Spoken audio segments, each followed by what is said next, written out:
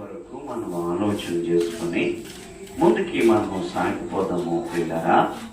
వాక్య భాగాన్ని ఆలోచన చేసుకుందాము. సామెతలు రాసిన గ్రంథము 10వ అధ్యాయము 7వ వచనాన్ని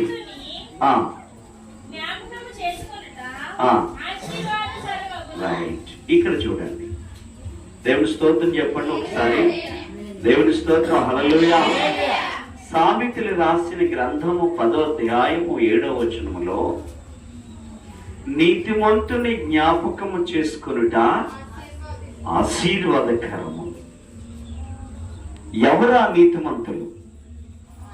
ఒకసారి మనం కూడా ఆలోచన చేసుకోవాలి. ఇది మ్యాక్సిమము చనిపోయిన కార్యక్రమంలో జ్ఞాపకత కూడికలో ఆలోచన చేసుకుంటారు. నీతిమంతుని జ్ఞాపకం చేసుకునుట ఆశీర్వాదకరం అంటారు. అంటే ఎంత రౌడీ సీటర్ చనిపోయినా ఆ రోజు వాక్యం ఎలా చెప్తారండి? అమ్మా మరి మన వెంకటరావు గారు మంచి మనిషి, ఏమిటి చాలా మంచి మనిషి, వాడు మర్డర్ చేసినా సరే మంచి మనిషి అని చెప్తాం అనుకుంటాను. మాస్టర్ గారు కూడా అలా చెప్తారు. నేను వచ్చిన వెంటనే నిజంగా ఇలా కత్తి తీసి పొడిచేవాడు అని చెప్పరు. నేను వచ్చిన వెంటనే లేచి నిలబడి అయ్యారు ప్రార్థన చేయండి అని వారు. చాలా మంచి వ్యక్తి చనిపోయాడు. ఆయన ఎక్కడికి వెళ్ళిపోతాడు? నీతిమంతుల కోవలోనికి పరలోకానికి వెళ్ళిపోతారని వాక్యవాదులు చెప్తారు. అవునా కదా? నీతిమంతుని జ్ఞాపకము చేసుకునుట ఆశీర్వాదకరము. నీతిమంతుని జ్ఞాపకం చేసుకునుట ఆశీర్వాదకరమని ఇక్కడ అంటుంటే, రోమిలి రాసిన పత్రిక 3వ అధ్యాయము 11వ వచనము. పేజీ నెంబర్ చెప్పండి ఎవరైనా చేస్తే. 3వ అధ్యాయము 11వ వచనం. నీతిమంతుడు లేడు, ఒక్కడను లేడు. ఇటండి నీతిమంతుని జ్ఞాపకం చేసుకున్నట ఆశీర్వాదకరం అని ఇక్కడ అంటున్నాడు. దేవుని యొక్క పత్రిక భాగంలో అంటుంది నీతిమంతుడు లేడు, ఒక్కడను లేడు. మరి ఎవరా నీతిమంతుడు? ఏమండి వాక్యం అంటుంది నీతిమంతుని జ్ఞాపకం చేసుకున్నట ఆశీర్వాదకరం అంటుంటే, పత్రిక భాగంలో దేవుని వాక్యం ఈ రీతిగా అంటారు నీతిమంతుడు లేడు, ఒక్కడను లేడు. ఆ భాగంలో మరలా ఓ మాట చదవండి. అక్కడ గ్రహించిన వాడును చదవమ్మా. గ్రహింపువాడు లేడంట, దేవుడు ఎదికేవాడు లేడంట. అయితే పైకి మనము నటిస్తున్నాం. నటనా జీవితమే.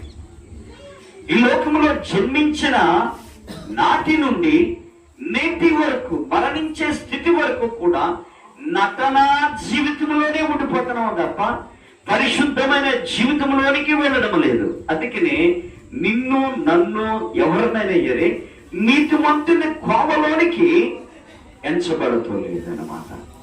నీతిమంతుని జ్ఞాపకం చేసుకునుట ఆశీర్వాదకరమని సామెతల గ్రంథంలో తెలియచేయబడుతుంది. పత్రిక భాగంలో ఏమని తెలియజేయబడుతుందంటే నీతిమంతుడు లేడు, ఒక్కడను లేడు, దేవుని గ్రహించేవాడు లేడని వాక్య భాగము స్పష్టంగా తెలియచేయబడుతుంది. అయితే ఎలాగా నీతిమంతులుగా తీర్చబడతాం? ప్రశ్న వేసుకోవాలి మనం. అవునా కదా? ఇది చూడండి. అవునా కదా? ఏమా ఎలాగ నీతిమంతులుగా మనం తీర్చబడతామంటే మొదటి భాగాన్ని మనము చదువుకుందాము. రోమిలి రాసిన పత్రికలోనే 3వ అధ్యాయము చూద్దాం. 3వ అధ్యాయము 24వ వచనం. కాబట్టి నమ్మువారు ఆయన కృపచేతనే క్రీస్తు యేసునందలి విమోచన ద్వారా ఉచితముగా నీతిమంతులని తీర్చబడుచున్నారు. దేవుని స్తోత్రం. హల్లెలూయా చెప్దామండి. హల్లెలూయా. రైట్. వాక్యం ఏమని బోధిస్తుందంటే ఆయన విమోచన ద్వారా నీతిమంతులుగా తీర్చబడుతున్నామంట. ఈ పత్రికలో 3వ అధ్యాయం 24వ వచనములోనే ఇలా అంటుంది కాబట్టి నమ్మువారు ఎవరు నమ్మివారు? యేసుక్రీస్తు ప్రభుల వారిని నమ్మిన వారు ఆయన కృప చేతనే, ఏంటండి, ఆయన కృప చేత. ఎవరి కృప చేత? యేసు ప్రభుల వారిని ఎవరైతే నమ్ముతారో వారి యొక్క ఉచితమైన కృప చేతనే క్రీస్తు యేసునందు విమోచన దొరుకుతుందంటండి. దేవుని స్తోత్రం చెప్తామండి, అందరూ చెప్తామండి. దేవుని స్తోత్రం, హల్లెలూయా. అలా చెప్తామండి, హల్లెలూయా, హల్లెలూయా. ప్రియులారా, ఆలోచన చేసుకున్నట్లయితే ఏంటి అర్థమవుతుందా? ఆయన యొక్క కృప చేతనే. ఎవరి కృప? యేసు క్రీస్తు ప్రభుల వారి యొక్క కృప చేతనే మనము నీతిమంతులుగా విమోచన చెందడానికి దేవుడు గొప్ప ధనిత. ఉచితమైన కృప చేతనే మనము నీతిమంతులుగా తీర్చబడతామండి.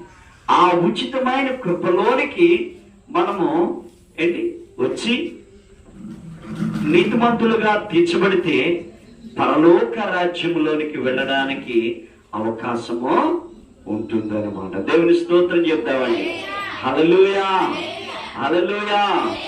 రెండవ వాక్య భాగాన్ని మనము చూసుకున్నట్లయితే అదే రోమీలు రాసిన పత్రికలో 5వ అధ్యాయము 9వ వచనములో, కాబట్టి ఆయన రక్తము వలన ఇప్పుడు నీతిమంతులుగా తీర్చబడి మరి అంత నిశ్చయముగా ఆయన ద్వారా ఉగ్రత నుండి రక్షింపబడుతున్నామండి. మొదట ఎవరి కృప చేత? దేవుని యొక్క కృప చేత నీతిమంతులుగా తీర్చబడుతున్నాం. మొట్టమొదటిగా ఇది అర్థమవుతుందా? దేవుని యొక్క ఏంటంటే నీతిమంతుని జ్ఞాపకము చేసుకొనుట ఆశీర్వాదకరమని సామెతల గ్రంథములో మనము చదువుకున్నాం. నీతిమంతుడు లేడు, ఒక్కడును లేడని రోమీలు రాసిన పత్రికలో మనం చదువుకున్నాం. దేవుని గ్రహించేవాడు లేదట, చదువుకుంటున్నాం. ఆయన వెతికేవారు కూడా అసలు కనపడుతలేదు. అయితే ఎలాగ నీతిమంతులుగా మనం తీర్చబడుతున్నామంటే ఆయన కృప చేతనే మనము ఉచితముగా నీతిమంతులుగా తీర్చబడుతున్నాము. రెండవది ఏంటంటే ఆయన రక్తము ద్వారా నీతిమంతులుగా తీర్చబడుతున్నాము. ఆయన ఉగ్రత నుండి తప్పించబడతాం అన్నమాట. ఈరోజు ఇప్పుడు కూడా యుద్ధాలు జరుగుతూనే ఉన్నాయన్నమాట. ఎక్కడ? ఇజ్రాయేల్ దేశంలో యుద్ధాలు నేటికి కూడా జరుగుతూనే ఉన్నాయన్నమాట. ఎందుకంటే యేసు ప్రభుల వారి యొక్క రాకడ బహు తక్కువగా ఉన్నదన్నమాట. యేసు ప్రభుల వారి యొక్క రాకడ బహు తక్కువగా ఉన్నది. తుఫానులు రావడము, భూకంపాలు రావడము, యుద్ధాలు జరగడము, ఏంటి ఒక రాజ్యం మీద రాజ్యం రావడము, ఒక జాతి మనుషుల మీదకి మరొక జాతి దెబ్బలాడుకోవడము, ఏంటి పెళ్లిళ్ళు చేసుకోవడము, ఇంట్లో కట్టుకోవడము, ఈ ఆయన వచ్చే రాకడలో ఇవన్నీ కూడా జరుగుతాయని యేసు ప్రభుల వారి యొక్క గ్రంథములో ఎప్పుడో తెలియచేయబడి ఉంది. బైబిల్ గ్రంథంలో ఆయన వచ్చే రాకడలో మనం ఏం చేయాలంటే నీతిమంతులుగా మనము తీర్చబడాలి. ఆ నీతిమంతులుగా తీర్చబడాలంటే ఆయన కృప తప్ప దేని ద్వారా మనము నీతిమంతులుగా తీర్చబడలేము. రెండవది చూసుకున్నట్లయితే ఆయన రక్తము ద్వారా కడగబడాలి. దేవుని స్తోత్రం, హల్లెలూయా. ఎవరైతే ఆయన రక్తము ద్వారా కడగబడతారో ఆయన ఉగ్రత నుండి తప్పించుకుంటాము. ఎప్పుడైతే తప్పించుకుంటామంటే యోహాను సువార్తలో తెలియచేయబడుతుంది. 15వ యోహాను సువార్త 15వ అధ్యాయము 7వ వచనం, నా యందు మీరును, చదువమ్మా, చదువు, నా యందు మీరును మీ యందు నా మాటలను నిలిచి ఉండి ఎడల మీకు ఏది ఇష్టమో అడుగుడి. దేవుడి స్తోత్రం, హల్లెలూయా. ఏమంటున్నాడండి? నా యందు మీరును మీ యందు నా మాటలను నిలిచి ఉండిన ఎడల మీకు ఏది ఇష్టమో అడగండి. ఇప్పుడు దేవుని మాటలు మనలో ఉండినప్పుడు, మనలో నిలిచిపోయినప్పుడు, మనము ఆయనలో ఉండినప్పుడు నీకేది ఇష్టమో అడగండి. ఇంకేది ఇష్టం ఏంటండి? ఎంతకాలము గడిచిన తర్వాత చివరికి మనం కోరుకునేది దేవుని యొక్క పరలోక రాజ్యాన్ని మనం కోరుకుంటాం. అవును కదా? చెప్తాం, అవును కదా అమ్మా? పరలోక రాజ్యాన్ని మనం కోరుకుంటాం. అలాంటిటప్పుడు మరి ఆయన యందే మనం ఉంటే మనకి ఏ విధమైన లోటు ఉండదు. ఒకవేళ శరీర రీత్యా, యోబు శరీర రీత్యా ఎన్నో కష్టాలు పడ్డాడు, అయినప్పటికీ ఆయన సత్యమును విడనాడలేదు. దేవుని స్తోత్రం చెప్తామండి. హల్లెలూయా. ఏంటండి? ఆయన సత్యమును విడనాడలేదు. భార్య వచ్చాది, ఏంటండి ఈ శ్రమ మీకెందుకు, ఒక్క అబద్ధం ఆడితే ఏం పోయిందని ఆయన్ని వేధిస్తుంది, బాధకు గురి చేస్తుంది. అయినప్పటికీ భార్యని అంటాడు కదా, అమ్మా నీచురాలు మాట్లాడినట్లు నీవు మాట్లాడుతున్నావేంటి అని భార్యను కూడా మందలించడం జరుగుతుంది. కాబట్టి ఆయన నిజంగా యోబు మహారాజు సత్యమును ఎన్నడూనూ విడిచిపెట్టలేదు. కాబట్టి ఆయనకి ఎంత నష్టం వచ్చిందో ఆ నష్టమైన 1000 రెట్లు దేవుడు ఆశీర్వాదాన్ని మరలా తిరిగి ఇవ్వడము జరిగింది. దేవుని స్తోత్రం, హల్లెలూయా. ఎందుకని? ఆయన నీతిమంతుడు కాబట్టి. అబ్రాహాము నీతిమంతులకు, విశ్వాసులకు ఆయన తండ్రి. దేవుని స్తోత్రం, హల్లెలూయా. ఆయన విగ్రహాలను అమ్ముకునే వ్యక్తిగా ఉన్న వారిని పిలుచుకున్నాడు దేవుడు.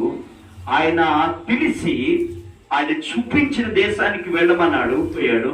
బహుగా ఆశీర్వదించబడినట్లు దైవ వాక్యంలో స్పష్టంగా తెలియచేయబడుతుంది.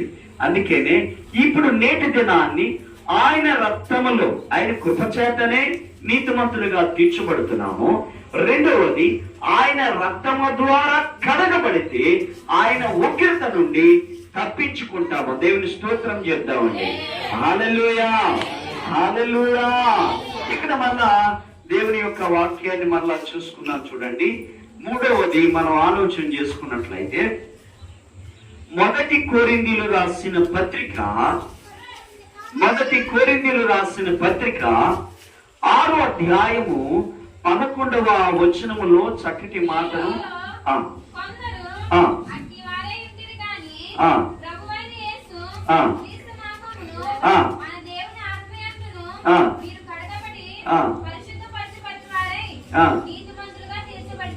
దేవుని స్తోత్రం, హల్లెలూయా. మొదట ఏంటంటే ఆయన కృప ఉండాలి. మొదట ఎవరికైనా ఆయన కృప ద్వారానే నీతిమంతులుగా తీర్చబడాలి. రెండవది, ఆయన ఉగ్రత నుండి తప్పించుకోవాలనుకున్నట్లయితే ఆయన రక్తంలో కడగబడాలి. ఇక్కడేమంటున్నాడంటే, మనం ఆలోచన చేసుకున్నట్లయితే, మీలో కొందరు అట్టివారే ఉండగా, అట్టివారు అంటే ఈ లోకంలో ఉన్నవారు. అర్థమవుతుందండి? మీలో కొందరు అట్టివారై ఉండక, అంటే ఈ లోకములో కలిగి ఉన్న దురాశలకు లోనవుక ఉండక, ఇక్కడ అంటున్నాడు కదా, ప్రభు అయిన యేసు క్రీస్తు నామమున మన దేవుని ఆత్మయందు మీరు కడగబడాలంటండి. మొట్టమొదట ఆయన కృప చేత మనము నీతిమంతులుగా తీర్చబడాలి. ఆయన ఉగ్రత నుండి తప్పించుకోవాలంటే రక్తములో కడగబడాలి. మూడోది మనం ఆలోచన చేసుకున్నట్లయితే దేవుని ఆత్మ ద్వారా కడగబడాలంటండి. అందుకనే చాలా మంది పెద్ద పెద్ద దైవ సేవకులు అనుభవంతో అంటారు, అయ్యా మీరు దేవుని యందు పరిశుద్ధాత్మ ద్వారా నీవు కడగబడ్డావా, పరిశుద్ధాత్మ అనే వరమును పొందుకున్నావా? ఏ వరమునండి? పరిశుద్ధాత్మ అనే వరమును నీవు పొందుకున్నావా అని పదే పదే అండి దైవజనులు అడుగుతారు. ప్రియమైన సహోదరి సహోదరుడా, ఈ సమయంలో మనం అందరం కూడా ఇక్కడ కూడుకొని ఉంటున్నాం. దేవుని కృప ద్వారా నీతిమంతులుగా తీర్చబడుతున్నాము. దేవుని రక్తము ద్వారా కడగబడి ఆయన ఉగ్రత నుండి తప్పించుకొని నీతిమంతులుగా తీర్చబడుతున్నాము. చాలా ప్రాముఖ్యమైనది ఏంటంటే ఆయన ఆత్మను అనే వరమును పొందుకొని మనము కడగబడ్డామా? ఆయన ఆత్మ ద్వారా మనము ఆయన ఆత్మను పొందుకున్నామా? ఆయన ఆత్మలో జీవిస్తున్నామా? ఆయన మాటలో ఉంటున్నామా? ఆయన ఆత్మ ద్వారానే నడుచుకుంటున్నామా? ఆయన ఆత్మలోనే వెంబడిస్తున్నామా? ఆయన ఆత్మ చెప్పినట్లే మనం జీవిస్తూ ఉంటున్నామా? ఆయన ఆత్మతోనే మనం సంచరిస్తున్నామా? ఆయన ఆత్మ లేకుండా మనం ఏ పని చేయకుండా ఉంటే దేవుడు నిన్ను నన్ను కూడా కృపతో ఆశీర్వదిస్తాడంటే దేవుని స్తోత్రం చెప్తామండి. హల్లెలూయా, హల్లెలూయా, హల్లెలూయా.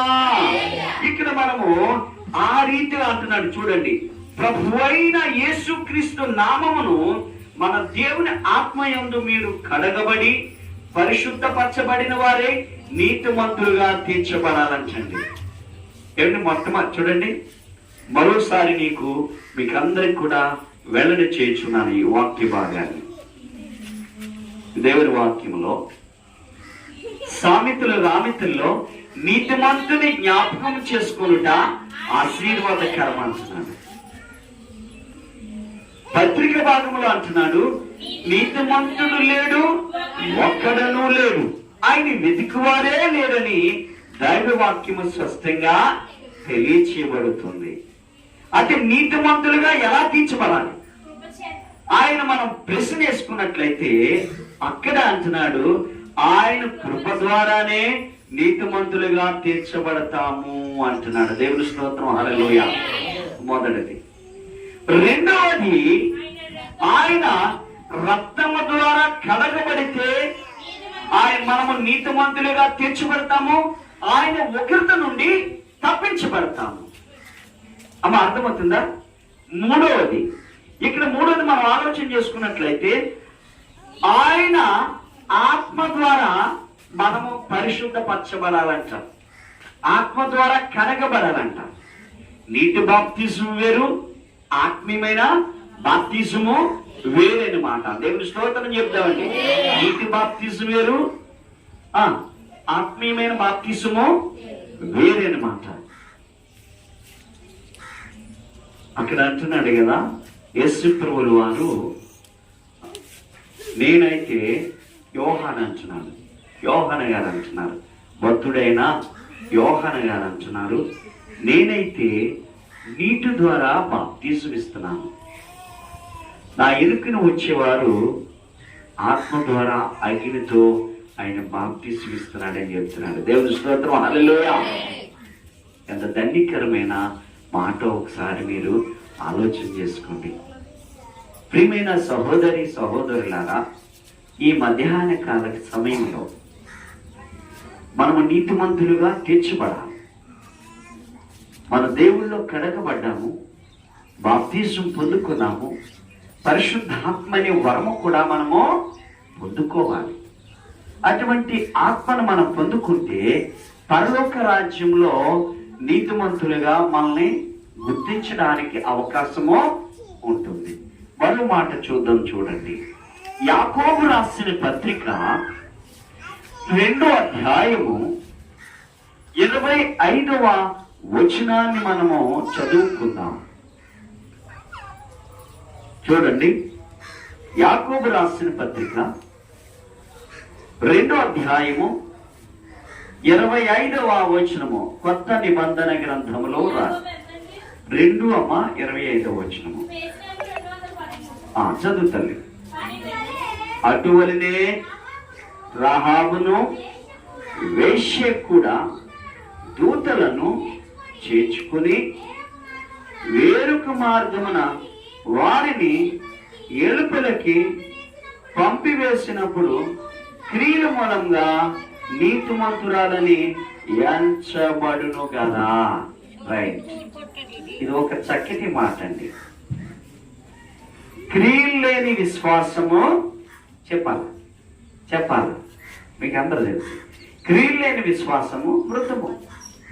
మనలో క్రియలు లేకుండా దేవుని యందు ఎంత చేసినది చచ్చిన దానితో సమానం.